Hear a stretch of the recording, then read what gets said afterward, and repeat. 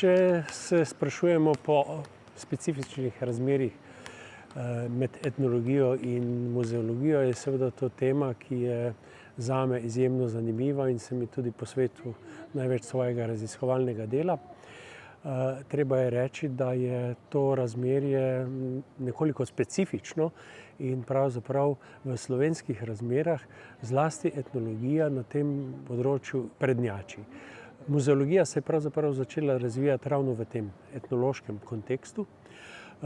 Že eden prvih muzealcev, interdisciplinarno izobraženih muzealcev, Franjo Baš, je bil eden od tistih vodij slovenskih muzejev, prvih slovenskih muzejev, ki je dejansko poznal vlogo sodobnega muzeja, recimo v času pred drugo svetovno vojno, jo razumel in o njej tudi pisal.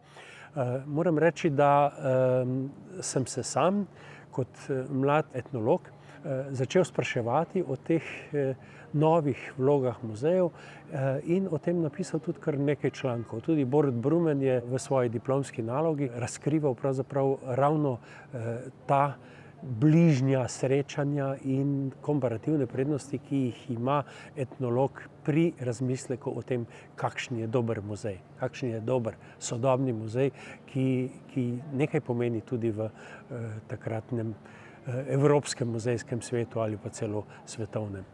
Etnologa bolj kot stvarni svet, ki ga obdaja, torej stvari, bolj ga zanima človek. Se pravi, tu gre v neko smer antropologizacije etnologije, ki je za muzeje še posebej pomembna, kajti kot sem sam dokazoval, pravzaprav predmeti, s katerimi smo izključno soočeni v muzejih, prav zaživijo in pripovedujejo zgodbe šele tisti trenutek, ko ob nje postavimo njihove nosilce, ljudi, ki so jih izdelali, ljudi, ki jih uporabljajo, ljudje, ki jim ravno ti predmeti dajejo na nek način kulturni kontekst. In to je tisto, kar seveda etnologiji daje neko prednost pri boljšem razumevanju sodobnih muzejev. In treba je reči, da je na tem področju zlasti seveda Slovenski etnografski muzej v zadnjem desetletju dosegel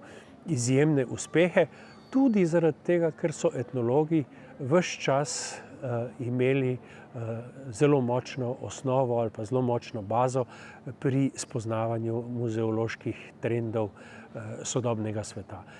Temu smo posvečali tudi v našem študijskem programu izjemno veliko mesta. Sicer pa sem se s svojimi študenti v zadnjem desetletju in pol ukvarjal s posebno vrsto muzejev, ki so, se mi zdi, za naše študente pravzaprav še posebej zanimivi. To so muzeji, ki nastajajo v različnih lokalnih skupnostih in tu smo seveda potem ravno s študenti lahko razvili en poseben muzejski trend, ki je v tem času, torej v tem desetletju in pol, odkar se tudi mi z njim ukvarjamo, postal nekak svetovni trend. Se pravi, da smo se pravzaprav poistovetili ali pa naredili korak nazaj od muzejskih strokovnjakov in se pravzaprav približali ljudem in njihovi dediščini na ta način, da smo skupaj z njimi razvijali muzejske prezentacije. Nekaj takih zanimivih primerov je recimo Ekomuzej hmeljarstva in pivovarstva v Žalcu. Dosti bolj smo uspeli ta princip ustvarjati skupaj z domačini na gradu Cmurek, kjer nastaja muzej norosti.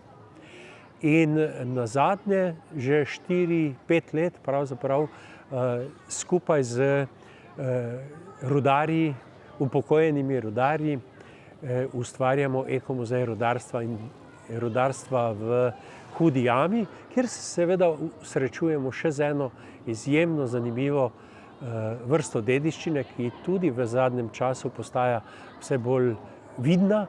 To je do nedavnega pravzaprav dediščina, ki smo se sramovali, ki je nismo želeli prikazovati tudi v muzejih, to je težavna dediščina. Pri Hudi jami gre seveda za lokacijo teh povojnih pobojev v Hudi jami, ki jih seveda vsi dobro poznamo in kjer skušamo najti nekakšno sozvočje, seveda, če je to možno najti med, bi rekel, temi izjemno zanimivimi dediščinskimi fenomeni, ki jih v svojih spominih hranijo ti upokojeni rudarji, in hkrati sozvočje s tistimi groznimi dogodki, ki so se na tem istem prostoru zgodili v 14 dneh po koncu druge svetovne vojne.